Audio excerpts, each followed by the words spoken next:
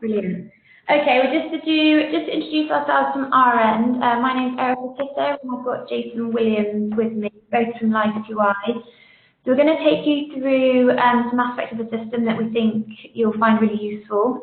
Please feel free to ask questions throughout as well. As we say, we are recording this too, so you'll be able to access this after the meeting if there's anything you want to come back to. We'll stick to the agenda as much as possible, but as I say, if there's anything else you want to kind of chip in with, then please do. We want it to be a very interactive session for you to get the most out of it. Okay, can everyone see my screen? Yep. Yes. Fantastic. Okay, so for those, I think we've got a mixture of users on the line, those who've used it before and some who are fairly new to it.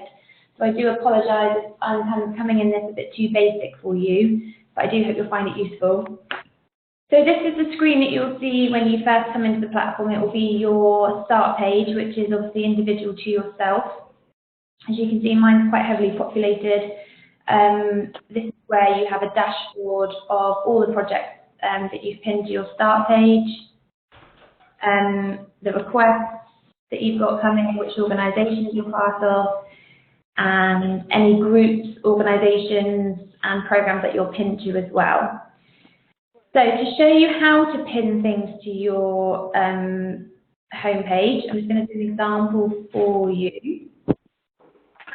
If I want to, for example, pin a project,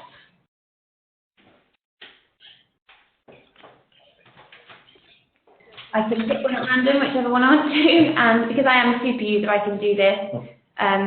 I can just click on the pin next to it, and then when you go back to your start page, it will be pinned on the list. So you can see. What do you see on the screen? Like email someone. Oh, your way. Anyone can do it. This is the actual UI Live. This is where they put all the data. Just join me. Okay. Sorry, there's quite a lot of background noise going on.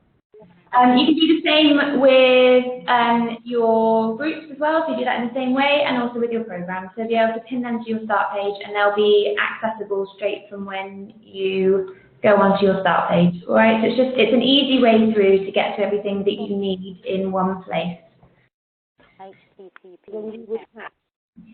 Just go into projects then. So obviously you can access your projects from your homepage, and you will have a list of projects which you can filter in regards to filters on the right hand side. So you can filter to just your project when you just have the box ticked, or you can filter your organisation project, or you can filter this further to filter by the status of the project, your project score, progress score, and when they were last updated. So I think that's really, really helpful. And you can also tag search tags as well as yourself and specific word that you want to search for a list of projects. So you can pop that in there, and that will bring up a list of projects associated with that tag. Just talking you through the actual the database pages. And to start a new project then, which many of you would obviously already done if you've been using the platform for a while, you click on the Start a New Project tab, and you will get a pop-up which will allow you to start populating the beginning of your project. So let's just put in an example.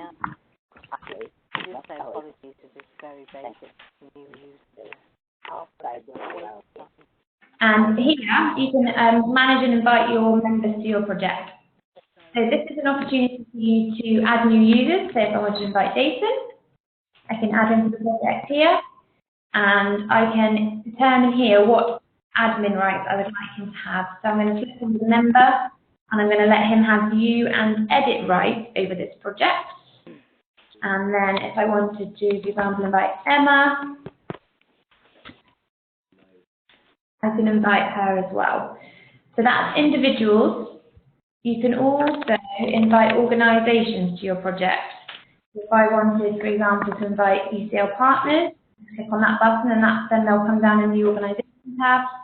Or if there's a group that you would like invited to your project, you can type in the group here, and again, transfer them over to be a member of your project. Erica? Hello, yes? Erica, it's Nick Irwin at Southend Hospital. Is it Hi there. Is it possible to mute the callers because we're getting a heck of a lot of background noise and we can't hear the presentation? Yeah, we'll just do that for you. Thank you.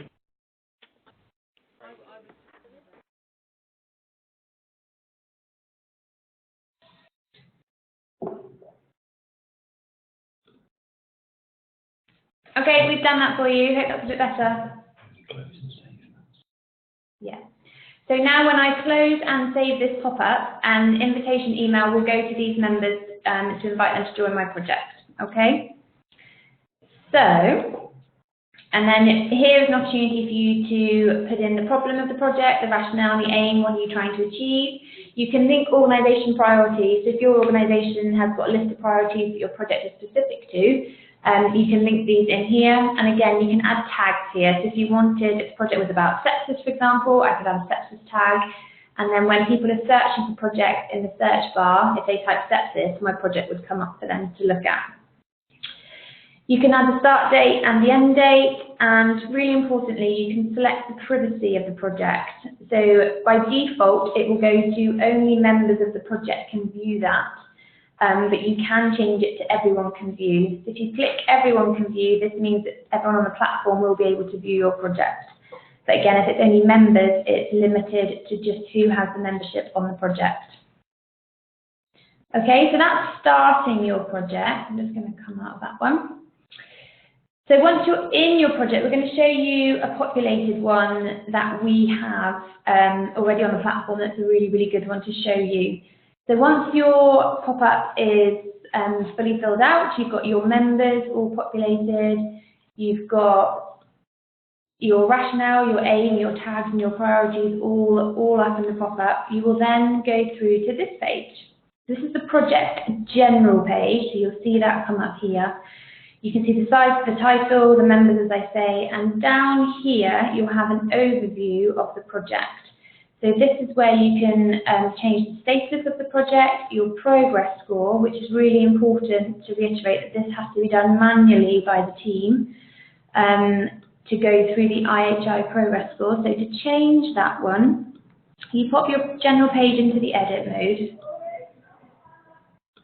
and you will see here that this follows the IHI progress scale, and you can move your project through the different progress stages, okay? So just to reiterate, this is a manual task. It won't automatically be updated, so you will need to ask you and your team to come in and do this on a regular basis to make sure the project is as up to date as it can be.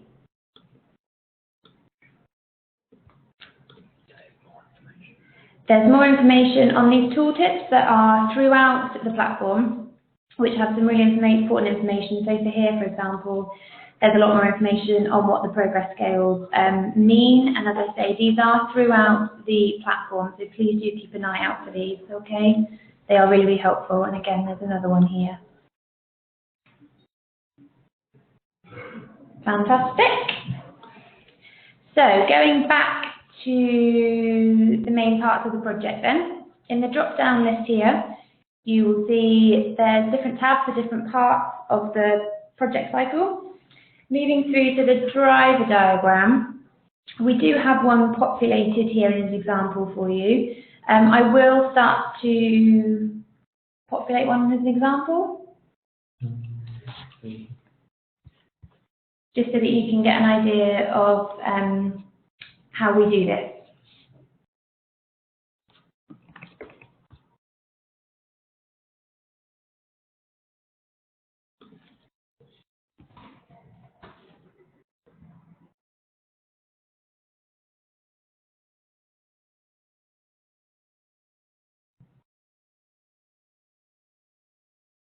Right, okay, so we'll just start to have a bit of a go. So you need to click into the edit mode on your driver diagram, where you will see this plus sign come up, which will allow you to add a linked primary driver to the aim.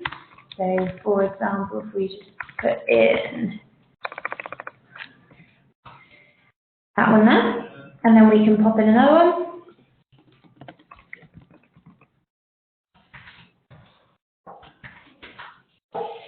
And then from these primary drivers, you can see another a plus sign where you can add a secondary driver. So obviously these will be a lot more detailed for yourself, so I apologise that I'm making these very, very simplistic. And then from the secondary drivers, you can link your change ideas. So let's just put in one. It's also important to note that you can actually pin backwards as well. So this pin here on the change idea and on the secondary drivers, you can pin back. So you can work from right to left. All right, that's really important to note as well. Just gonna save that if I can help. Oh, nice. So that, as you can see, that's changed and saved my very, very brief driver diagram. You can always also manage the colours on driver diagrams as well to make them specific to your project. So you do this by clicking back into the edit mode on your driver diagram. The manage colour grey box at the bottom, if you click on that one. You can then pick your colours. Go for a pink one. So say this one means in progress. I'm going to pick that one to say complete. Okay, so once those are done, you just need to save your driver diagram again to save those changes.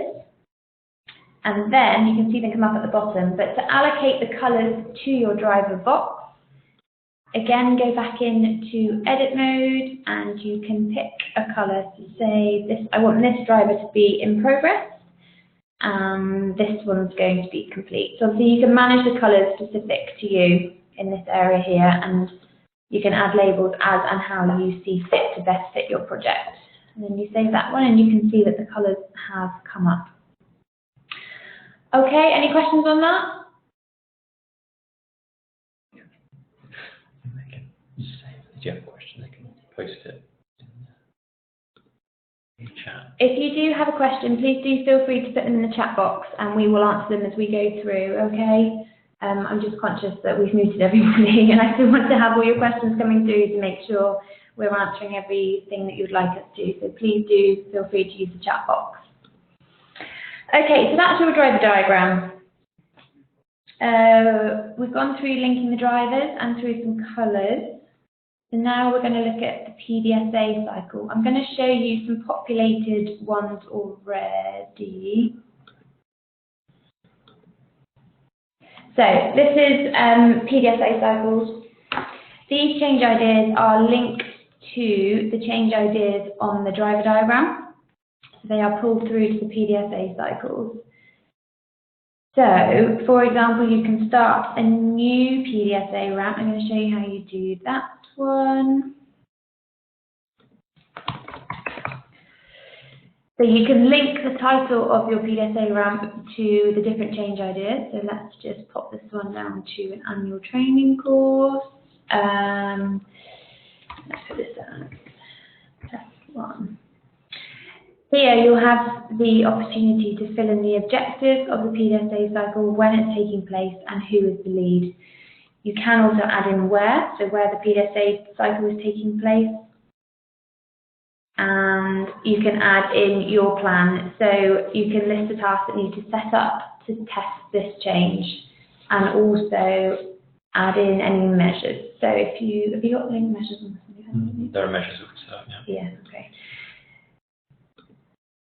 So you can actually link a measure to this PDSA cycle, which is a really, really fantastic thing to do. So I'm just going to do, this is just an example, I'm going to link this one, and I'm going to create my first PDSA ramp. So you will see the first part of the PDSA cycle will, you'll get directed to this page, where again you have the opportunity to come in and edit this as the PDSA cycle is ongoing. You can add in what happened when you ran your test. You can add in anything that happens in the study aspect of your test and what has happened as a result of that test. And when you start to fill these in, you will see here that this starts to get filled up. So it shows that you're now kind of halfway through your PDSA cycle. And you can add in more and more of these to make it more and more thorough.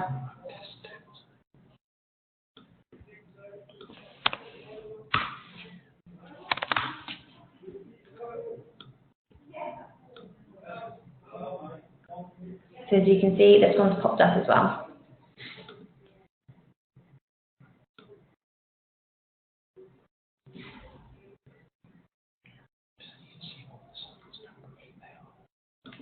You can see from here how complete these cycles are and when you're on to the next stage.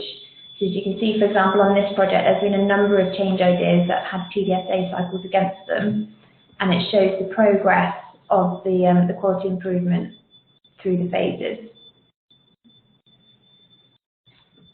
Okay, so still on the project page, going down to your measures and charts, this is where you can start to list and build out all of your process outcome and balance measures.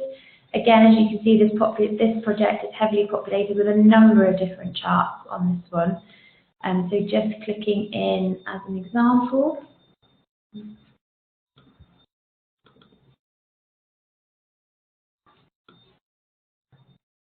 So as you can see here, we've got two data sources, Ward A and Ward B, that are collecting the same data. So you can click into the charts individually.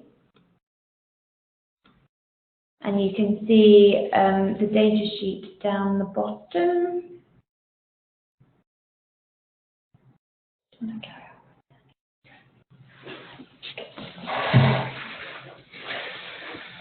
Okay, hi there, it's Jason here. I'm just going to take over from Erica and just talk about the charts in a little bit more detail. So this is a chart that's obviously already been set up and it's already got a data sheet beneath it that's been used to populate that chart.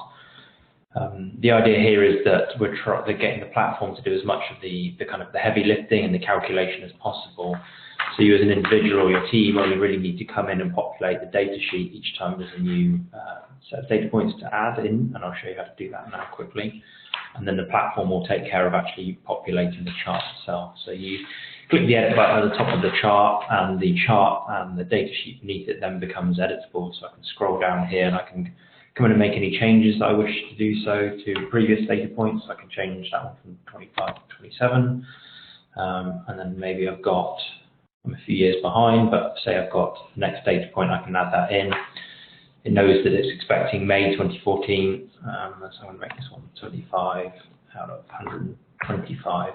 So that's just adding one data point in. If I wanted to add in a whole series of data points, then I can copy and paste data in from an Excel spreadsheet. You will need to have complete rows, so every time you paste one in, in this case, it will need to have 3 cells complete with data, and they will need to be in the same order as this data sheet. In this case, it needs to be a date, and then it needs to be a number, and then it needs to be a total number, so you can make sure, particularly in this case, that you get those 2 columns the right way around, so you don't end up with any divisional errors. But as we've made a change to one of those data points and added one in at the very bottom, I scroll back up to the chart, the platform has detected that the data has been changed, and so it's asking me whether I'd like to redraw the chart. So I'm going to click yes, and I can now see that May 2014, 75 out of 125 has been added.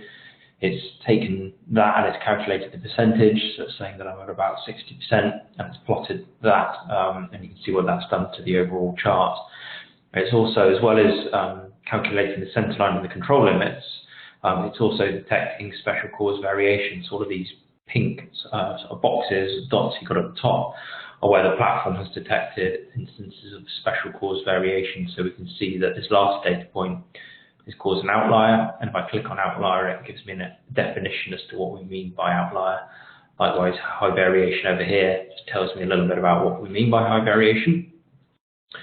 Some of the other controls or options you've got when editing the chart is you can see PDSA cycles here. So this is where we've linked PDSA cycles to this measure, and then we've plotted them directly on the chart. So I can see that against this data point, I made a change, or started making a change, which was this particular PDSA cycle, and I can then begin to visualize what impacted that change. How did it cause a statistically significant variation in the system? In this case, it did. It caused 3 outliers in a row. And then I'm then able to move on to my next PDSA cycle, as well as doing things like adding in notes against individual data points as well. Just to demonstrate how to add notes and link PDSA cycles, again, once the chart is in its edit mode, as it is at the moment, you click against an individual data point, and you've then got the option, so I can add some gobbledygook note, or I can link a PDSA cycle, so that's looking for PDSA cycles in this project. I'm going to link it to that one, for example. Close that, and I can now see that there's a note and there's a PDSA cycle associated with this data point. When I click save, you can see that those are there, and just clicking on the note then pops up my gobbledygook and pops up the linked PDSA cycle that I had.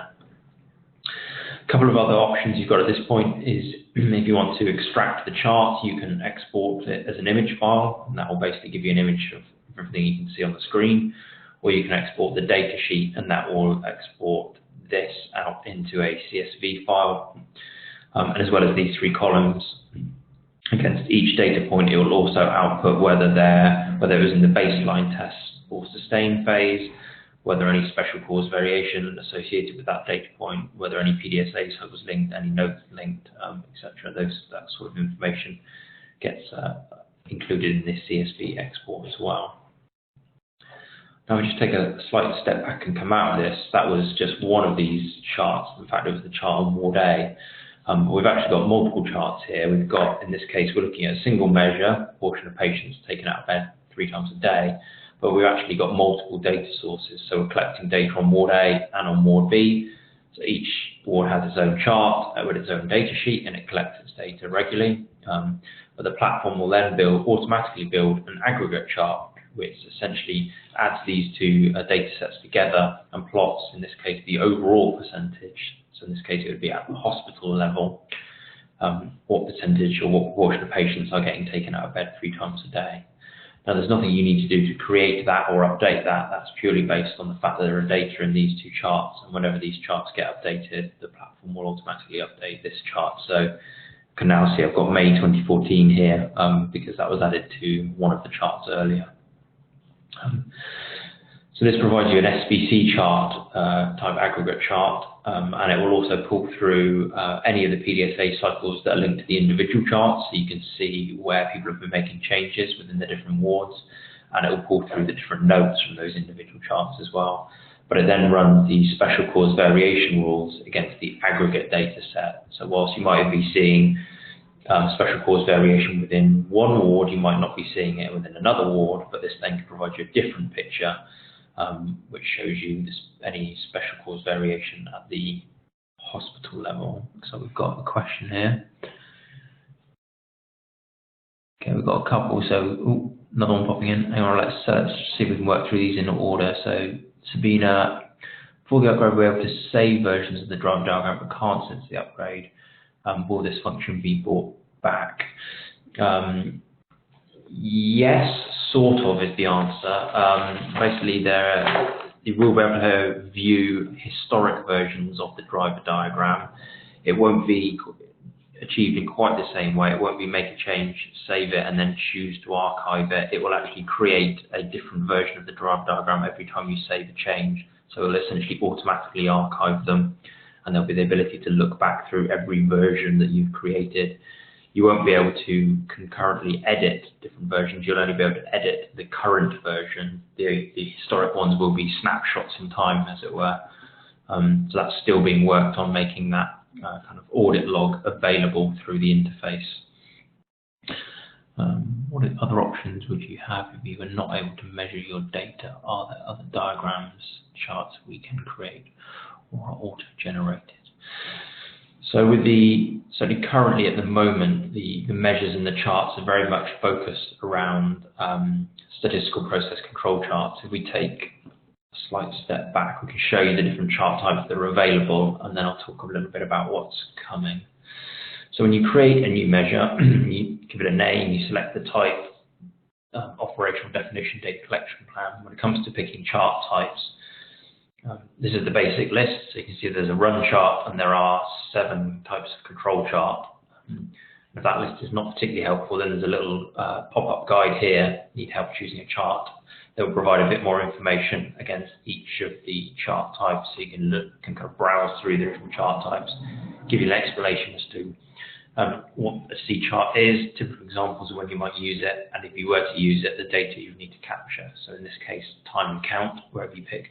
P chart, It asks you for time, count, and total. So those are the different chart types we've got available at the moment. They're obviously quantitative type statistical process control charts. There is a piece of work ongoing at the moment to allow you to capture qualitative measures. So that would be, you would define similar sort of structure. You would give your measure a title, and you define how you're collecting it and really what you mean by that measure. But you wouldn't output it as a chart like this. It would, in most cases, it would involve uploading a file. So say you'd run a questionnaire or a survey, and you had a whole series of qualitative answers, then you'd be able to upload that survey file and associate that with that measure. That's still in development though. It's still a little way off being released onto the platform. Question here from Emily: is there an export option for the aggregate chart? I don't believe there is yet, but I'm pretty sure that's been captured on the list. No, there isn't at the moment, is there? What other charts can be used in my project has more to do with processes. Again, hopefully the explanation a second ago about the different SPC chart types partly addresses that, in terms of those are the chart types that are available. The other, obviously, diagram is the driver diagram, which isn't really a process map. I think I've seen people use it a bit like a process map. It's not ideally what it's intended for. So as it stands at the moment, you've got driver diagram option and you've got the SPC charts. We do have some people where they run, say, for example, like a fishbone diagram or something like that, then they can create that in a different application, perhaps in Visio, for example, and then they can upload it to the documents section of the project. So one of the pages on every project is the documents area, and within there you can define different folders and you can upload files as well. So say you've created a process flow diagram in Visio, for example, you could then upload that file here, so it's stored alongside the rest of the project data set.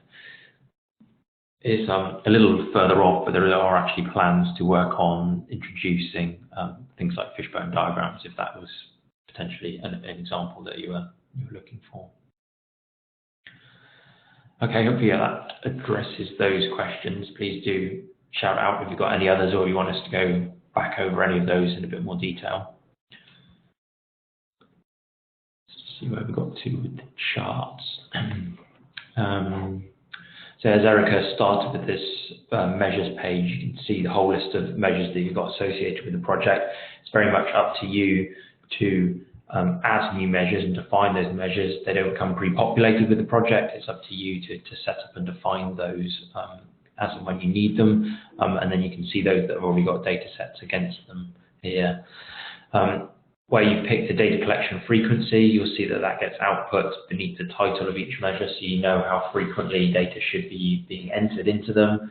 And I believe it's probably later this week, there's another bit of information that will be output here, which will be when the next data point is due. So you might find that data is due within 3 days, or data is overdue. That will begin to be output here, so give you quite useful information to see which charts are perhaps out of date, which are going to need to be updated soon. Useful bit of information to have as part of that. Okay, that's measures and charts. I guess we'll move on to discussions. Do you want to jump back in, Erica? Yeah. This area of the platform is fantastic. You can start discussions with your project team. So we've got a couple of examples here, for example. So we've got one internally here, and this is an opportunity for your project members on your project, and you can also invite new members here as well. We used to have a discussion on the actual project pages, which is really, really good. It just takes away the need for lengthy email discussions. It means it's all in one place and it's real time. People will just come back in, they'll get a notification when a new discussion has come up, and you'll be able to come straight into that, rather than obviously reading through email lists and trying to find out which one is the most recent discussion. So you can do that just by clicking on Start a New Discussion and filling in the pop-ups and inviting your members and who you want to join here. Again, you can link it to everyone can view, only members can view, or everyone can view and post. As the default, again, it will go to only members can view. we've had some really, really good feedback that people are finding this really, really helpful. And again, there's some tooltips that will lead you straight to the Learning Centre here, which is fantastic. So it gives you a bit more advice and breakdowns on understanding discussions, starting them, and posting on discussions as well. So that's the discussion part of the platform. Moving on to documents as well. So Jason alluded to that. You can start to upload your documents here. You can categorize them into folders if you want to.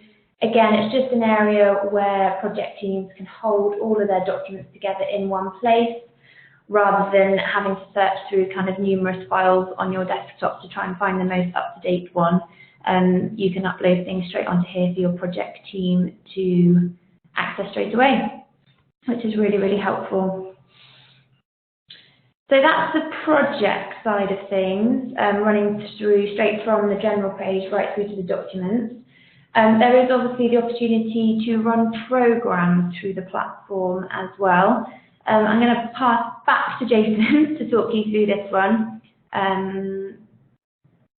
Let's start off with, we've got an example here to work through, so we'll just start this one off. Okay. Thank you, Erica. So here's a program that we've already got created on the platform.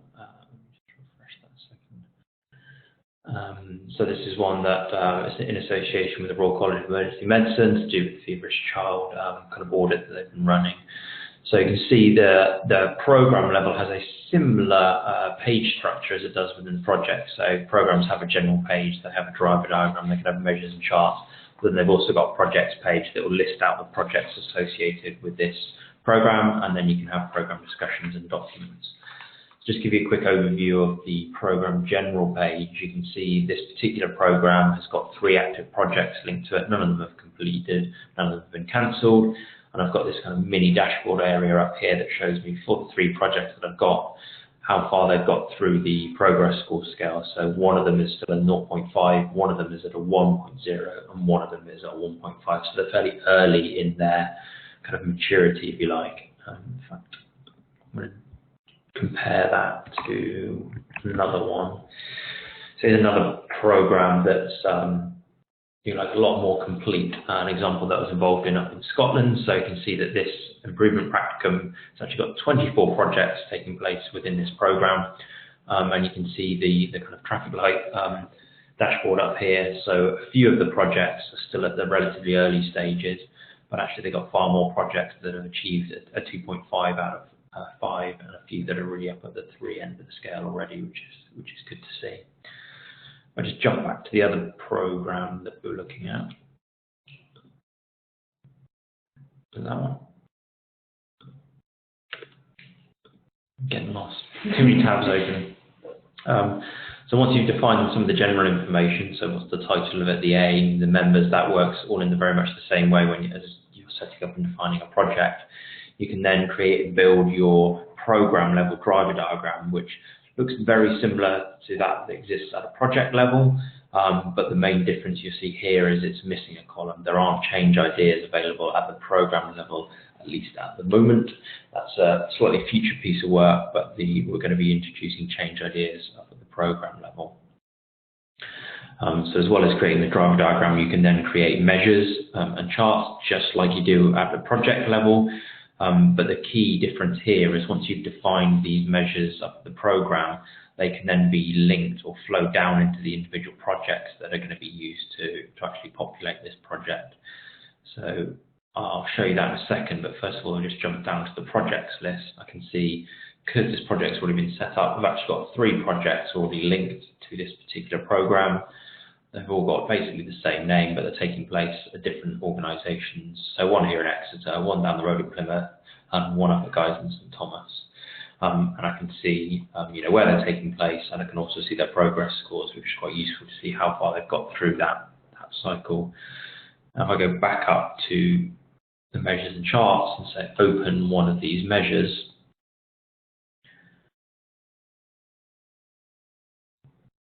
scroll down, it will look a bit like I saw at the project level. So I can see I've got an aggregate chart, but beneath that aggregate chart I can see the individual SPC charts that are being used to populate the aggregate level.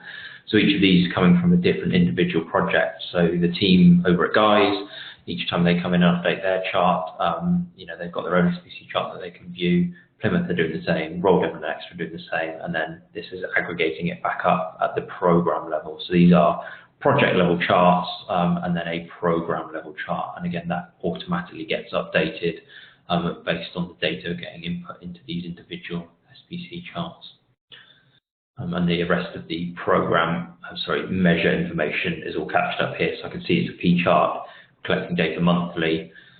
It's a process measure, etc., etc. And again, I can see links through to the individual charts here from each of the projects if I wish to jump in and have a look at those in that way as well. So this is really helpful, being able to get to a sort of a single list of all of those projects taking place as part of the program. Again, if I jump back to this other program that's got a lot more on it, the project list is super helpful in this case. This is actually a program that's taking place across all, I think it's 20 councils in Scotland.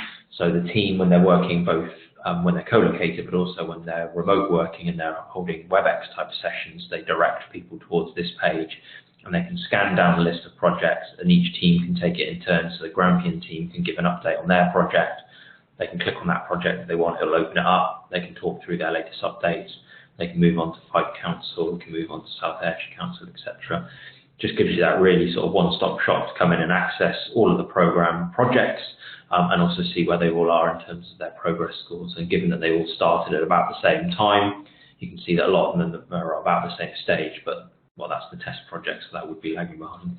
But you can see there's a good amount of aligned kind of progress across the piece. And then again, you've got discussion threads, which work just in the same way they do at a project level, but here you can invite anyone that's taking part as part of the program to join in the thread. And as Erica said, on projects, you can have multiple threads. So you might have an overall program, everyone involved discussion thread. You might then have other sort of sub-threads that are a bit more focused on the core program team, or just inviting a different stakeholder set to join in discussion threads. And the documents page, again, works in exactly the same way it does at the project level. Right, I think we had a question come in. Is there a way to invite all project members to a discussion without having to select them one by one?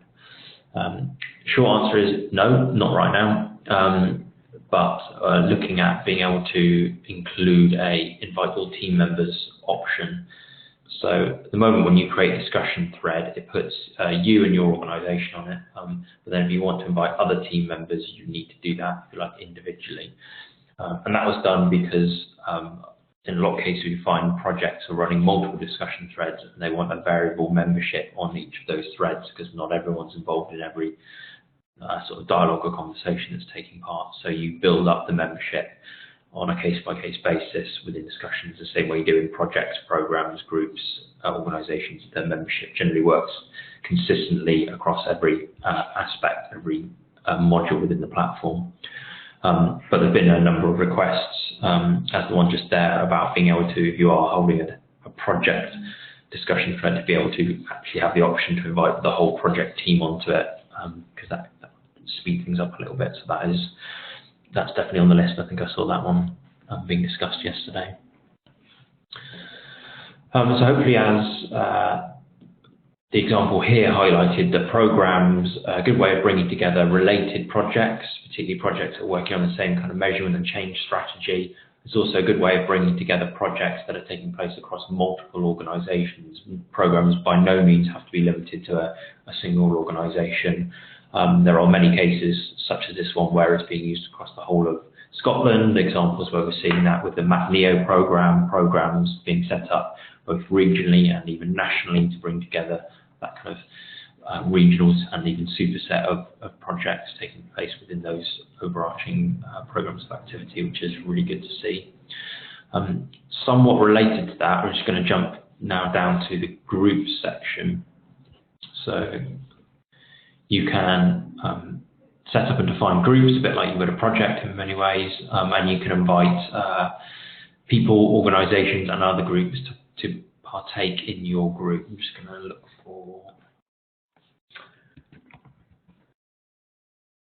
this example. So this is actually associated with the HSN down here in the southwest of the country.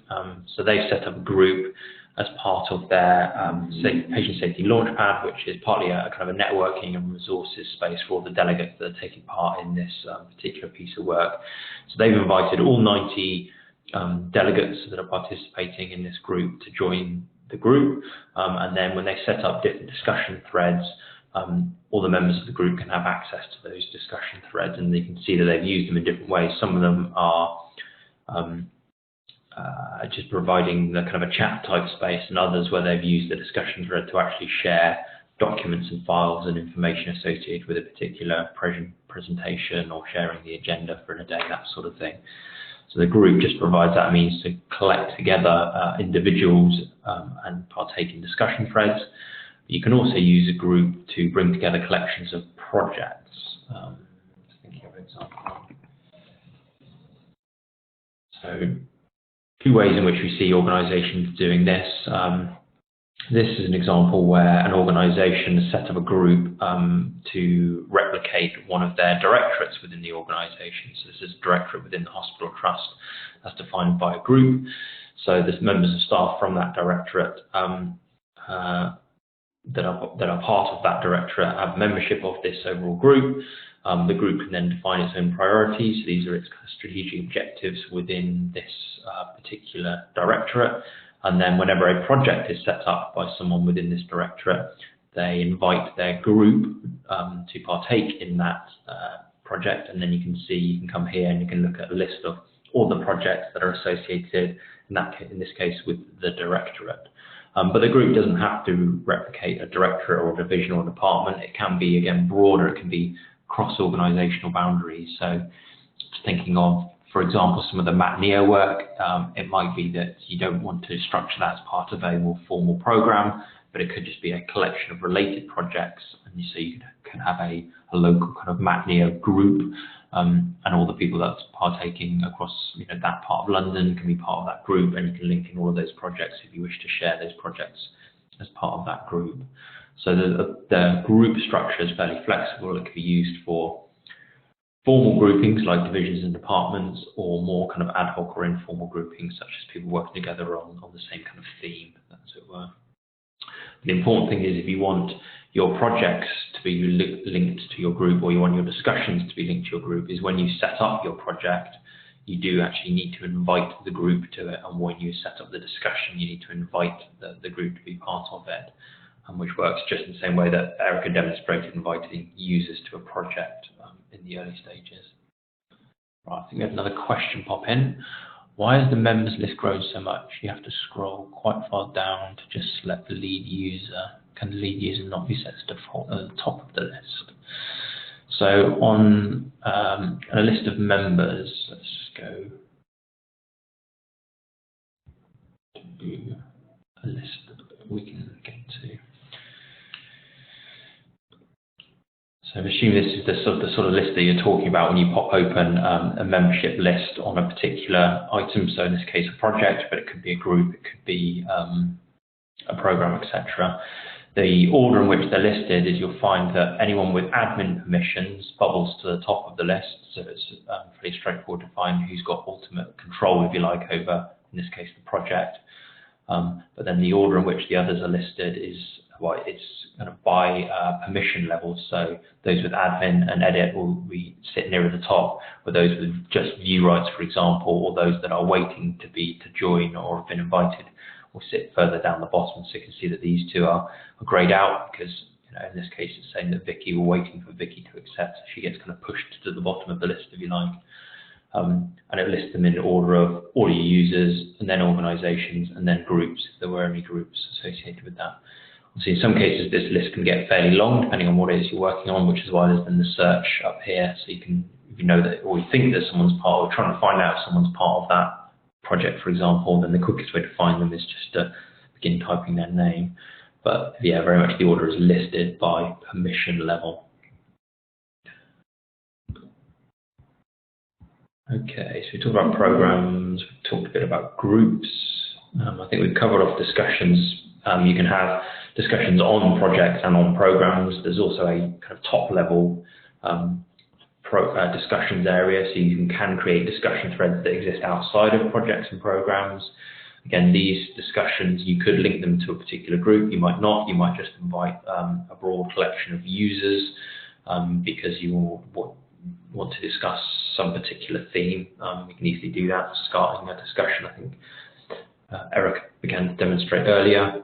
As long as you can give it a title and you're on it, then that's all you really need to do to begin with. Once you've created it, you can then start posting and inviting other people to join that thread if you wish to do so.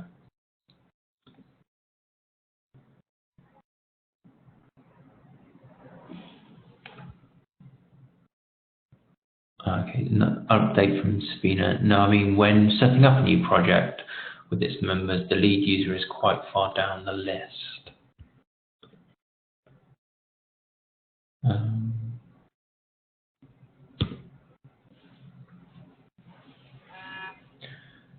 Presume that means that when you first create, and as you start to invite people in here, it will put the invited people at the very top here in a slightly separate section. You saw earlier. So it puts this overall list into sections, if you like, those that are ready to invite, users that are already on it, then it'll be organizations, then it will be groups. The whole list gets stacked, if you like, by different sections. And yes, when you're first adding people in, it kind of adds them into the top, so that it just makes it a bit more obvious, particularly when you add someone, that you see them at the top. So when this list gets longer, if you add someone and they kind of disappeared off the bottom, it wouldn't be as obvious that they've just been added. So new people get added to the top of this list when it's being first set up. But then once it's saved, as we looked at a minute ago, it kind of orders them by permission level. So you can see those essentially with the highest permission at the top. So hopefully I've kind of understood the question now. Apologies. Right. So where have we got to in the list? Been through that in groups. It's perhaps worth talking quickly about the people in the organisations piece before we move on to kind of resources and support side. So people and organisations work in a similar way. This is essentially the address book of those that are using the UK version of the platform. So you can see people's profiles and you can click into people's profiles, and depending on the level of information that they've decided to share, you can see things like where they work. You can potentially see a list of projects that they're involved in, other people that they are linked to within projects. So you can obviously get a fairly long list now. There are over 9,000 people that have shared their profile here. So the easiest way to find someone, if you're looking for someone, is obviously just to search for them. Works in a very similar way on the organisations list. So I can search and filter for new organisations, or look for the name of a specific organisation. Just look for organisations that I'm a member of. For most people, they're only a member of one organisation, but you've got the full list here that you can browse if you like. And if I just pick our organisation, if the organisation has chosen to make its profile viewable by everyone, and so ours is, that means that other users of the platform can come in here and have a look at our organisation profile. So you can see the contact details that we've shared, the priority area that we've got linked to our organisation. You can see our members, you can see the group that we've got, and you can see a list of the projects that are taking place as part of our organisation. And depending on the privacy settings of those as to whether you'd be able to access them. So that's quite useful at seeing, how many organisations or the sort of organisations that are using the platform, and to what extent, how active they are as well. There's a long list of organisations, 1,400 organisations in the UK that are using the platform now. So there's quite a lot to browse through. So if you're looking for something specific, it's definitely worth using the search bar for that. Right, I think the next part was to do with kind of resources and support. So if you've got an issue or you've got a question with something, there are a number of different ways of getting some extra information and some support on how to tackle something. As Eric mentioned earlier, there are various parts of the platform. There are little tooltips. that will give you a bit of on-the-spot sort of information or link you straight to the Learning Centre. And then these little grey circles with the information button in, and so you see them appear, for example, here. If you want to find out a bit more about organisations, that will then pop open the Learning Centre to talk about managing organisations. If I go back, for example, to a project, on the project general page, so there's an information button next to the members area that talks about what members are, and you can click the link to go through to a learning article. Next to the progress score, next to privacy settings, for example, explains what it is, link to find out more. Service user involvement's got one, priorities, tags, those sort of things. So there's various places where you might need a bit of kind of on-the-spot help. You'll often find, not everywhere, but you'll often find tooltips on the driver diagram page up here, a little tooltip next to the other controls, and that will take you straight through to the driver diagram section of the Learning Centre. So the Learning Centre is, if you like, slightly outside of the actual core platform itself. It's on the public website so that you can get to it without being logged in. And this is the home for all of the learning articles associated with how to use the platform. So LifeQIsystem.com is the website, and then you can get straight through to the Learning Centre /Learning Centre. So you can search for articles here. So you might want SBC charts, for example, and it'll give you a list of all the articles that are associated with SBC charts.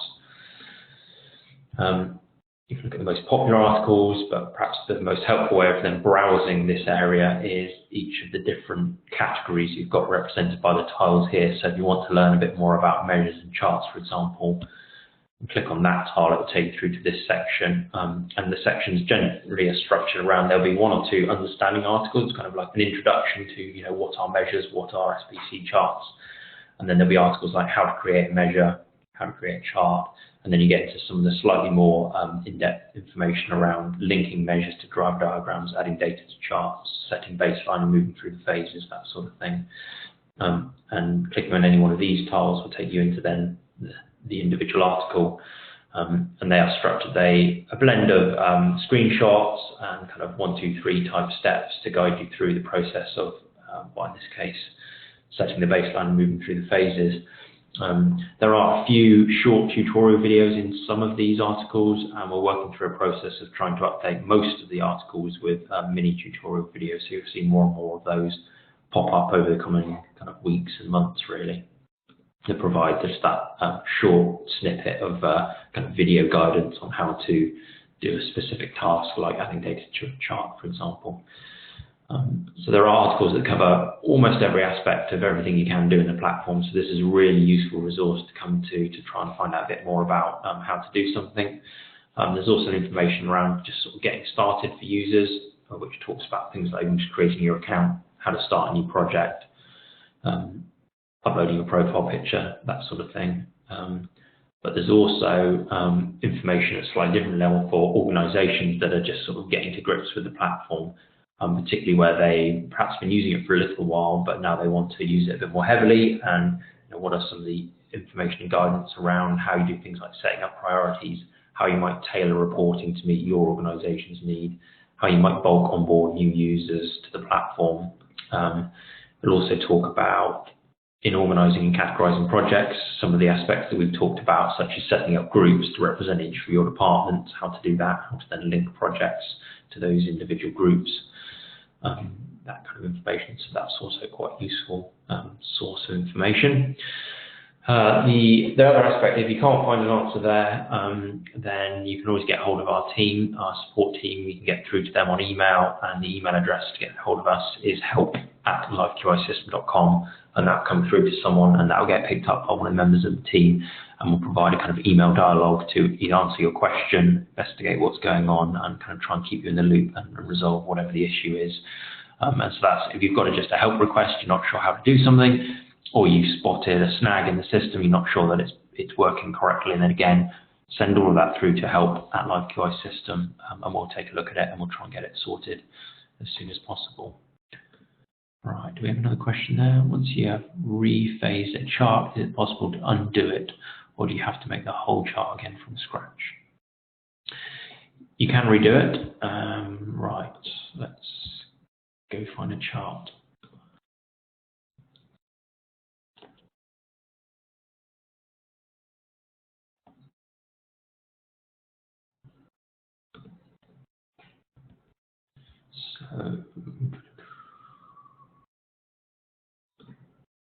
see if we've got one with a couple of phases in it. No, but we can probably do it to this one anyway. So I'm going to, so at the moment this chart has just been in the baseline phase, but let's say I'm going to move from baseline into the test phase, and then I want to undo that. So now that the chart's in edit mode, I might decide that actually against this data point, this is, if you like, my transition from where I went from my baseline, I want to go into my test phase. So I can click that and click next phase. It's given me a bit of a warning because I'm deciding to make that transition when I have a fairly small number of data points in my baseline phase, but yes, I'm going to continue anyway. So I can see now that it's actually put a slight divide here, and I've got baseline and then I've got a test phase. In fact, just save that.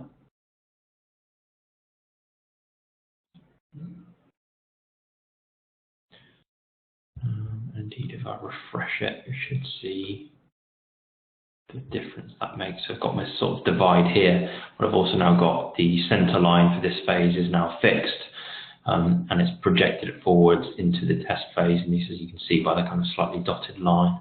But if I've understood the question correctly, you might realise slightly later in time, actually I didn't want to make that transition at this point. I kind of want to undo the change that I've just made. So if I go back into edit, and then click on the data point, I can put this data point back into the previous phase. So I could either, against this data point, put just this data point back into the baseline phase, or I might want to do it against a different data point altogether. I might say, actually, all the way from here, I just want to get rid of my test phase altogether. And now see that the whole thing's gone back into the baseline phase. So if I save that and refresh it, it'll make the recalculation to the center line. So hopefully that's answered that question. Another one.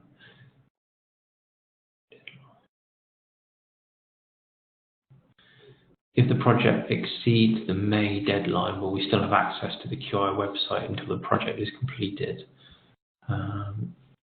I don't think we're aware of what the May deadline is, so I don't think we can answer that question. Perhaps if I unmute.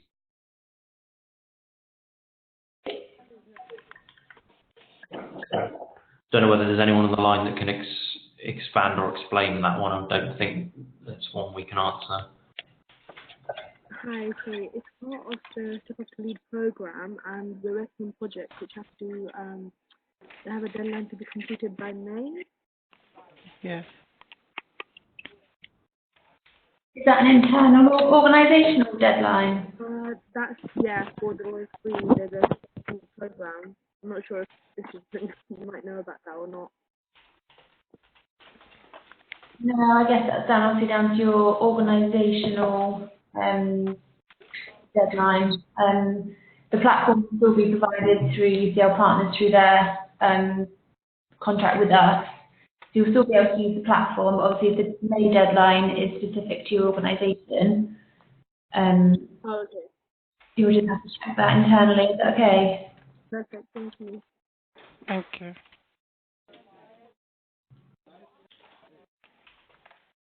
Okay, so we've run through everything on the agenda. Is there any other questions that kind of anyone's chomping at the bit about? Please, I want to ask, is all these things going to be turned back to us? Because some of the things are not clear enough. Some of it's not clear enough on how to use it? Yes. Yeah, no, that's fine. So that's where obviously the Learning Centre and we come in through the help desk. So if you do come across any issues or any queries or anything as you start to use the platform more and more, we hope that with the intuitive nature of the platform that the more you use it, the easier it will get. But by all means, please do use us as much as possible to help you help yourself use the system as well. That's what we're here for, okay? Okay. Emma, are there any other points you wanted us to cover? Yeah, just one more thing. Just regarding getting to that completion stage. I mean, do you have to complete all the cycles, or fill in everything basically in order to get the 4.5s and things like that completion on your projects, or how do you know how your progress is going? So that's where we link in with the IHI progress score. So you'll move to the phase of the progress score as we're showing you now through the screen. Okay. Is I guess, a somewhat subjective judgment on where sometimes you think you've done quite a bit, and you kind of feel, oh my God, I'm still on 1.5. And I'm like, okay, I've kind of put in quite a bit in there. So I don't know how you know how far you've gone or what needs to, sort of thing. I mean, how is that measured, so to speak?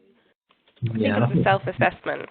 Yeah. And there's some guidance on that scale. So, for example, where a 4.0 is significant improvement, it talks about project or 50% complete. Obviously, judging that isn't always that straightforward.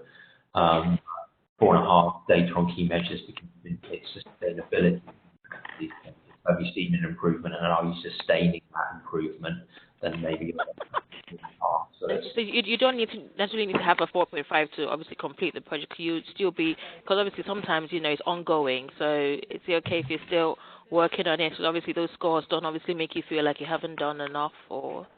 Yeah. No, that's the thing. Not every project going to get to a 0 or necessarily need to get to a 5.0. Okay. Depends on what's your target, what's relevant, what's the program. Okay, all right. I have a question. Is there any possibility to change on the charts with the annotations, particularly for the PDSA cycles? Is there any possibility to change the way that they're annotated or the colours or anything? Because often when you're exporting a chart, you just get a chart with a bunch of green dots on the top, and it doesn't actually tell. It's not very explanatory for anybody looking at that what those just singular dots actually mean. Okay, so you're talking about in that chart export, it doesn't provide enough? Yeah, or to make it visually a bit more understandable because part of the platform is to obviously that you can export these charts and use them, for sharing and presentations and things like that. But actually when you do export the charts, I find that they don't show somebody else who's looking at them a lot of information. You need to sort of personally annotate that around, or I sometimes actually go back to Excel because that you can add annotations to that a lot more to show what's happening at which data point. So will there be a functionality where we can sort of engage a bit more in terms of how we annotate the charts? Yeah, potentially. Just to pick up on that point. So for a PDSA cycle, for example, would you be looking to see the title of the PDSA cycle? So, not just that there was one, but you can see the title of it, or is it more just making it clear that it is a PDSA cycle? I think maybe to show the difference between different PDSA cycles, or maybe you could link it to the driver diagram colours that you have to show that they're, different aspects of your different change ideas that you're trialing, for example. So it's something we can look into. I don't think there's anything in progress on that front at the moment, but those are always the kind of ideas that we're interested in. As much as we said at the beginning, but all the good ideas for what we should do next for the platform don't tend to come from us. They come from people like yourselves who are using it. So if you spot a gap like that or a need, we're always open to understanding that. So just make a quick note of that. We can begin to explore what some of the possibilities might be. So thank you for that idea. Mm-hmm. Okay, any other questions?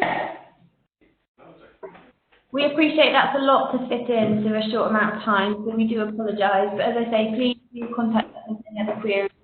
And also Emma, who's on the line, is fantastic. Is doing the platform really, really well. Not obviously to direct all your queries to Emma, but just to know that she is there for support. But yeah, please do use ourselves. And the more you use it, obviously the better it will get for yourselves. It'll get more intuitive.